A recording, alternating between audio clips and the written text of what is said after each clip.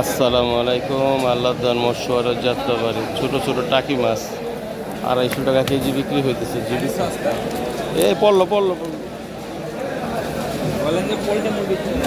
হ্যাঁ হ্যাঁ, না না ভালো মাছ, 250 টাকা কেজি ছোট ছোট টাকি।